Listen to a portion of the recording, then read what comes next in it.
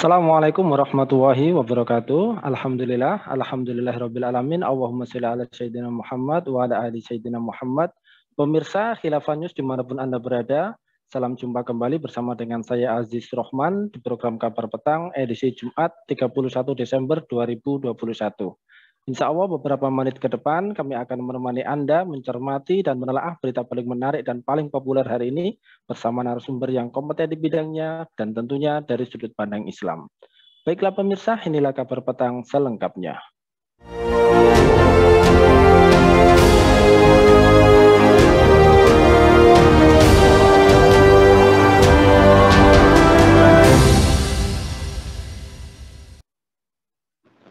Pemirsa, Kepala Badan Nasional Penanggulangan Bencana atau BNPB, Letjen TNI Suharyanto mengungkapkan sebanyak 2.841 kejadian bencana alam terjadi sepanjang tahun 2021. Peristiwa bencana alam yang terjadi dominasi dengan peristiwa banjir, angin puting beliung, tanah longsor, dan kebakaran hutan. Di awal November 2021 sendiri atau pada bulan November tersebut telah terjadi sekitar 424 kali kejadian bencana yang menyebabkan sekitar 30 orang meninggal dan hilang, serta 62 orang lainnya mengalami luka-luka. Suharyanto juga menjelaskan secara akumulatif lebih dari 672.736 orang menderita dan mengungsi serta mengakibatkan 1.124 unit rumah mengalami kerusakan. Sementara itu, bencana alam pada bulan November 2021 yang lalu didominasi oleh bencana hidrometeorologi, cuaca ekstrim atau angin kencang. Nah, pemirsa, apakah bencana alam telah menyadarkan kita agar segera tunduk dan taat kepada Allah Subhanahu wa taala? Apa urgensi bagi bangsa ini untuk melakukan muhasabah di akhir tahun dan apa saja yang semestinya dilakukan oleh pemerintah dan rakyat Indonesia di dalam mengantisipasi kemungkinan terjadi bencana di masa mendatang? Baik pemirsa, untuk membahasnya kami telah terhubung dengan Ustadz Iwan Januar dari Siasa Institute. Kita sapa dulu beliau. Assalamualaikum warahmatullahi wabarakatuh, Ustadz Iwan. Waalaikumsalam warahmatullahi wabarakatuh. Alhamdulillah sehat, Ustadz. Alhamdulillah bikhair, mudah-mudahan semua juga sehat. Alhamdulillah. Baik, Ustadz. Ini kalau kita melihat ya sepanjang tahun 2021, tadi kita melihat dari pernyataan dari Kepala BNPB itu mengatakan bahwa sepanjang tahun 2021 ini banyak sekali terjadi bencana alam. Nah, sebenarnya apa saja ini yang terjadi di tahun 2021 di negeri yang disebut dengan Jamrut Khatulistiwa ini, Ustaz? Baik. Bismillahirrahmanirrahim. Pemirsa Khilafah Channel yang dimuliakan Allah Subhanahu wa taala. Yang pertama tentu kita melihat bahwasanya secara posisi negeri kita memang berada di kawasan Ring of Fire ya. Jadi kawasan memang rawan bencana. Sehingga potensi-potensi bencana seperti gunung meletus ya, gelombang besar bahkan sampai tsunami itu menjadi satu hal yang secara teknis ya, ilmuwan itu memang sangat besar peluang untuk terjadi. Namun yang kedua, kita mesti mengingat bahwasanya sebagai seorang beriman, kita mesti melihat bahwa ini merupakan tanda kebesaran dan kekuasaan Allah Subhanahu wa taala. Di dalam Al-Qur'an juga dalam berbagai macam nas yang lain, kita diberikan petunjuk oleh Allah Subhanahu wa taala bahwasanya semua ini tunduk kepada Allah. Yusabbihu lillahi ma fis samawati wa fil ardh. Wa bertasbih artinya tunduk dan membesarkan asma Allah, semua yang ada di langit dan yang di bumi. Di mana Allah dengan segala kekuasaannya bisa mendatangkan bala wal wabal lewat alam. Tapi yang kedua juga Allah mengingatkan kita bahwa bencana itu juga bisa terjadi dikarenakan fasad, karena kerusakan yang ditimbulkan, kemaksiatan, kemungkaran yang dilakukan oleh umat manusia. Nah, khusus di negeri kita ini. Kalau kita melihat sepanjang tahun 2021, itu kondisi yang pertama tidak berbeda dengan kondisi tahun sebelumnya, bahkan ada beberapa hal yang lebih parah ya. Misal di dalam masalah penegakan hukum, kita melihat beberapa kali terjadi yang namanya tebang pilih. Ada orang yang melakukan pelanggaran, misalkan undang-undang karantina kesehatan, tapi tidak mendapatkan sanksi seperti misalnya yang dialami oleh tokoh-tokoh Islam seperti Habib Rizik dan sebagainya. Juga kemudian kita melihat bagaimana di tahun 2021 ini juga spirit pemberantasan korupsi itu mungkin masih senjata lah ya, dengan pemberhentian sekitar 57 ya pegawai KPK yang berprestasi di dalam ujian atau tes wawasan kebangsaan. Lalu yang kemudian kita juga prihatin bahwa penistaan agama yang terjadi ini seperti tidak pernah putus begitu. Bahkan beberapa kasus ini seperti lepas dari jerat hukum. Dikarenakan para pelaku ini orang-orang yang memang mereka berada di posisi itu memang berkubu dengan penguasa, dengan rezim. Orang-orang seperti Abu Janda misalnya, Ade Armando dan sebagainya, itu mereka seperti ada kekebalan hukum, tidak bisa mendapatkan sanksi dan juga boleh sampai masuk ke dalam bui karena ucapan-ucapan yang sebetulnya sudah terkategori penistaan agama. Berikutnya juga yang kita mesti lihat, ini yang kita juga prihatinkan adalah kemudian semakin banyak terlihat tindakan-tindakan yang merupakan tindakan bukan menjurus, sudah termasuk kategori kriminal dan pelanggaran etika yang dilakukan oleh aparat keamanan. Ini semakin banyak seperti itu. Adapun secara umum kondisi ekonomi kita belum juga bangkit, bahkan kita juga melihat hutang semakin besar, sudah di atas 6.000 triliun rupiah ya.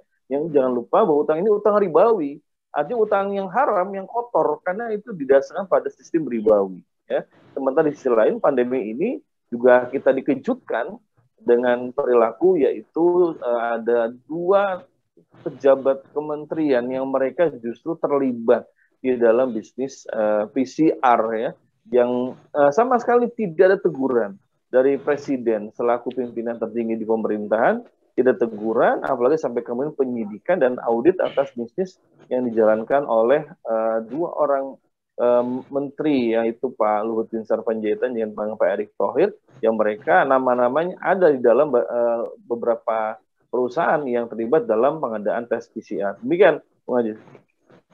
Ya, baik Ustadz. Ini kalau kita melihat dan juga dari penjelasan Ustadz tadi, ini kan berbagai macam persoalan yang timbul di sepanjang tahun 2021.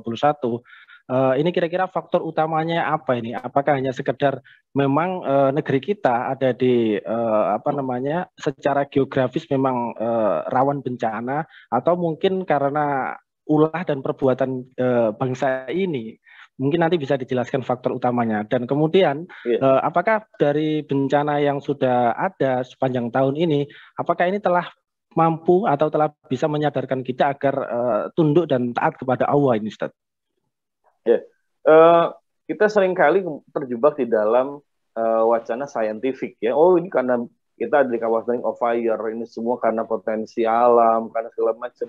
Nah, ini kita jangan terjebak dalam sesuatu yang bersifat saintifik, lalu melupakan yang sangat prinsipil, bahwa kita sebagai orang beragama, khususnya kaum muslimin, pejabat kita juga banyak yang beragama Islam, yang mereka senantiasa sholat, percaya dan yakin dengan prinsip kausalitas. Ada kausalitas secara saintifik, ada kausalitas yang secara imani, itu kita yakin percaya bisa terjadi dikarenakan adanya mafsadat, ada kerusakan. Di dalam Al-Quran, Allah sudah ungkap dalam Quran surat Ar-Rum ayat 41 misalnya, Allah berfirman, Zuharal fasadu fil bari wal bahri bima kasabat aydin nas. Telah nampak kerusakan di daratan dan di lautan karena perbuatan manusia. Imam Al-Yasobuli dalam tafsirnya menjelaskan maksud bima kasabat aydin nas itu bil ma'asi wa dzunub.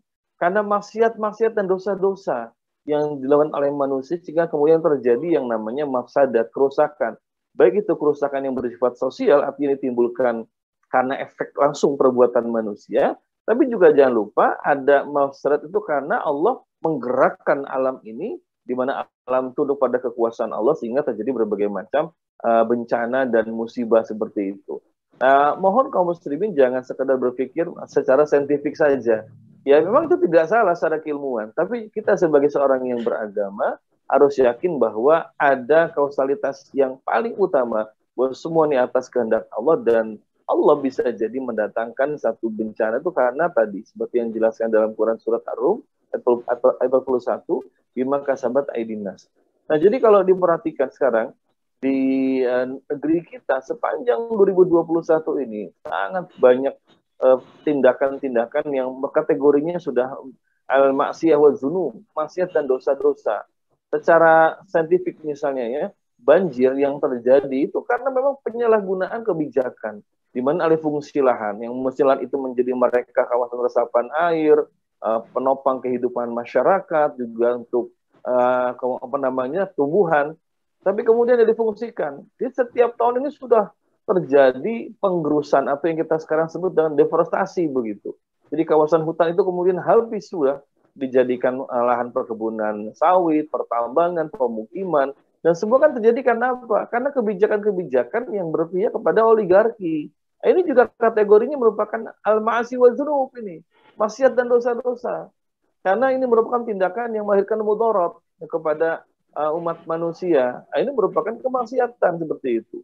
Lalu jangan lupa juga bahwa tindakan-tindakan yang lain ya. Misalnya kriminalisasi terhadap ulama ya. Sementara kita diingatkan untuk jangan menzolimi sesama muslim, apalagi orang yang dikategorikan sebagai ulama seperti itu. Lalu juga berbagai macam hal yang memang merugikan masyarakat. Misalnya tahun 2021 ini kita merasakan efek dari Undang-Undang Omnibus Law ya, yang disahkan tahun lalu, di mana sekarang ketika panen bawang putih justru keran impor itu dibuka. Yang kemudian presiden ini ada foto ya, ada berita menanam bawang, juga nelpon menteri kementerian terkait, tapi kemudian tidak ada tindakan mencegah impor bawang putih di tengah-tengah panen raya yang sedang sangat dinikmati para petani, tapi tidak kemudian malah berpihak kepada para petani. Ini juga kategorinya merupakan kerusakan karena menimbulkan mudarat bagi masyarakat dan hanya menguntungkan importir dan sangat mungkin pejabat pemburu rente. Dan masih banyak lagi kalau kita mau telusuri, tapi itu beberapa menurut saya yang signifikan terjadi sepanjang 2021 ya, yang kalau kita kaitkan dengan fenomena musibah bencana alam, ini kita harus renungkan. Sebagai seorang muslim kita diminta banyak muhasabah, banyak mengintrospeksi diri, menghitung. Kita jangan sekedar mengkaitkan ini dengan sesuatu sifatnya saintifik, tapi juga yang paling mendasar secara iman. Bahwa kita yakin ada kausalitas yang itu merupakan kuasa dan kehendak Allah Subhanahu wa taala. Nah, apakah ini kemudian sudah bisa menjadikan bangsa kita yang mayoritas muslim semakin tunduk dan taat pada Allah? Saya perhatikan secara umum gitu kan ya, memang sudah muncul kesadaran untuk kemudian beriman dan berislam lebih baik lagi.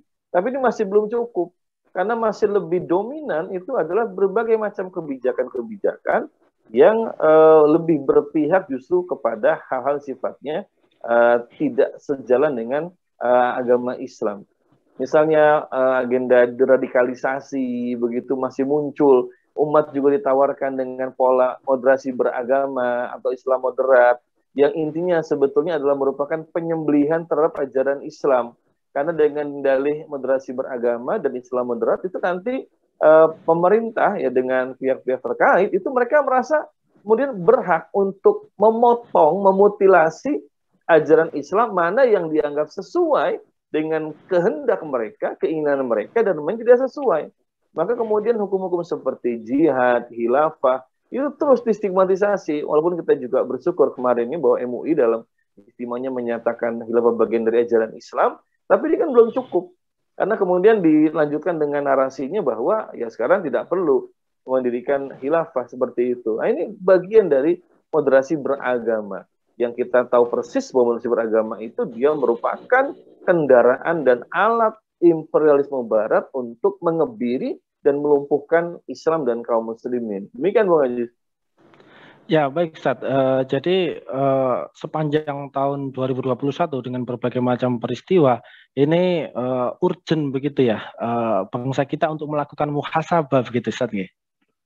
Iya, ini merupakan kewajiban kita sebagai muslim. Muhasabah itu adalah amal yang diperintahkan oleh Allah Ta'ala. Dalam Quran Surat Al-Hasyr, Allah berfirman, Ya ayyuhallazina amanu taqallaha wal tandur nafsu ma qaddamat lighad. Orang-orang beriman bertakwalah pada Allah wal tandur nafsu ma qaddamat lighad. Dan perhatikan apa yang kamu siapkan untuk esok hari seperti itu. Apa itu?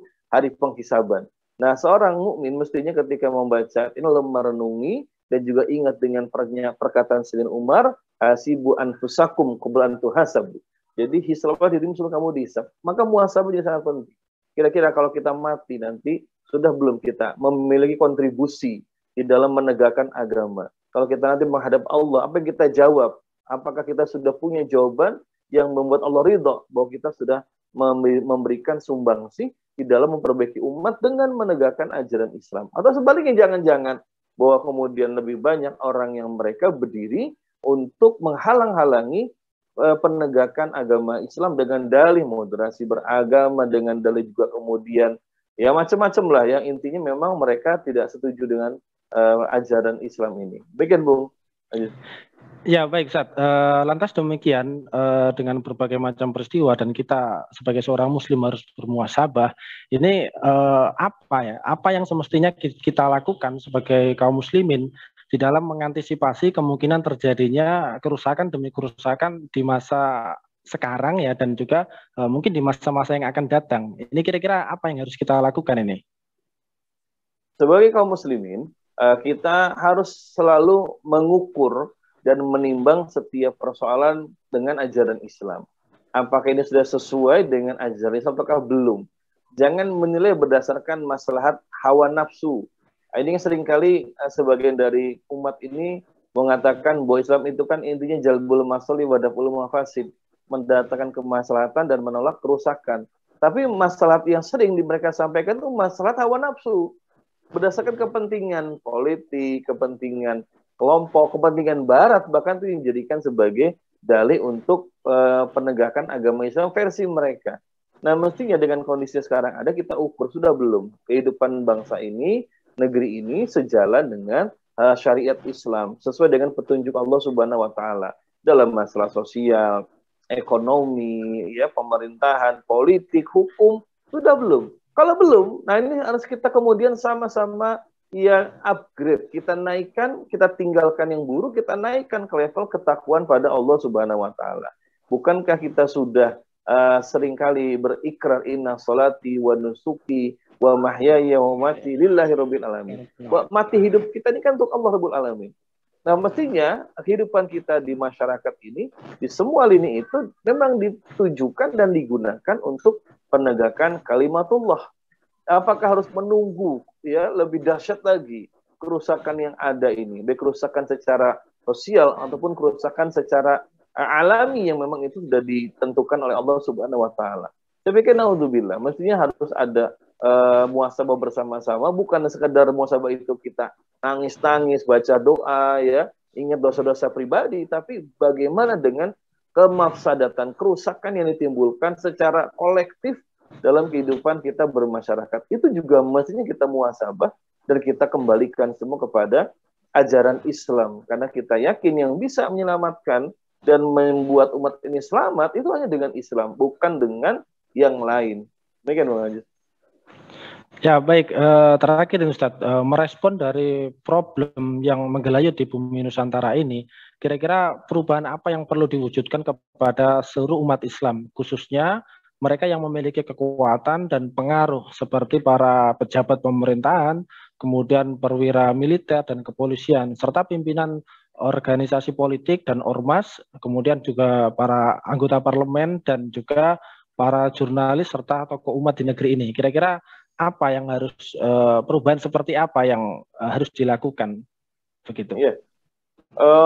Sebagai Muslim ya, mereka harusnya ingat tanggung jawab mereka di hadapan Allah, bahwa setiap dari kita akan ditanya oleh Allah tentang amal kita. Sudah belum kita meletakkan diri kita di dalam ketaatan pada Allah Subhanahu wa taala. Bahwa mana ibadah yang diperintahkan oleh Allah itu adalah taat secara penuh, secara utuh. Sebagaimana juga Allah minta kita untuk berislam secara kafah, secara totalitas. Jangan sampai kemudian kita sebagai Muslim dengan dalih karena saya adalah pejabat, saya adalah seorang jurnalis, saya seorang ekonom, maka saya bertindak berbuat sesuai dengan bidang saya. Ini satu hal yang keliru. Kita meyakini Islam ini agama yang kafah, agama yang totalitas, agama yang syamilan dan kamilan. Dan kita dituntut oleh Allah untuk menjadikan diri kita, profesi kita, dan lembaga yang kita ada di dalamnya itu untuk senantiasa kemudian taat dan tunduk kepada perintah Allah Subhanahu wa taala. Mestinya itu muncul dari dorongan keimanan. Jadi iman itu bukan cuma sekedar lip service, bahwa ibadah bukan cuma sekedar sholat, saum, zakat, umroh dan haji, tapi ibadah itu bermakna ketaatan, ketundukan kepada Allah Subhanahu wa taala. Dan ingat bahwa kita kelak akan ditanyai oleh Allah tentang apa yang kita lakukan bila berada di dalam satu gelombang yang menentang Islam, subhanallah, Allah akan murka pada kita. Tapi bila kita ingin selamat, maka kita harus ada di dalam gelombang yang justru ingin mengajak pada perubahan sesuai dengan tuntutan Allah Subhanahu wa taala. Ya baik, Masya Allah, ini penjelasan yang luar biasa. Jadi sepanjang 2021 dengan berbagai macam cobaan, bencana, dan musibah, seharusnya kaum muslimin di negeri ini harus bermuhasabah untuk mendekatkan diri kepada Allah Subhanahu wa taala sehingga ujian demi ujian itu bisa kita hindari begitu, Ustaz ya. Ya, itu harapan kita ya. Demikian. Ya baik, Masya Allah, ini syukran wa jazakumullahu khairan kasiran kepada Ustadz Iwan Januar yang memberikan pencerahan yang luar biasa ya. Mudah-mudahan di akhir tahun ini ya, kemudian kita bisa mengintrospeksi diri sehingga kemudian di tahun-tahun mendatang kita menjadi umat yang lebih baik dengan ketaatan kita kepada Allah Subhanahu wa taala. Baik pemirsa, demikian kabar petang pada edisi kali ini. Semoga Anda mendapatkan banyak manfaat dari acara kami. Jangan lupa saksikan kami besok di jam dan channel yang sama, dan jangan lupa juga like, comment, share, subscribe serta klik tekan tombol loncengnya agar tidak ketinggalan update terbaru dari Khilafah News. Karena hanya disinilah Anda akan mendapatkan informasi aktual, terpopuler, dan tentunya dari sudut pandang Islam. Akhirnya saya Aziz Rahman beserta seluruh kru yang bertugas undur diri. Wassalamualaikum warahmatullahi wabarakatuh.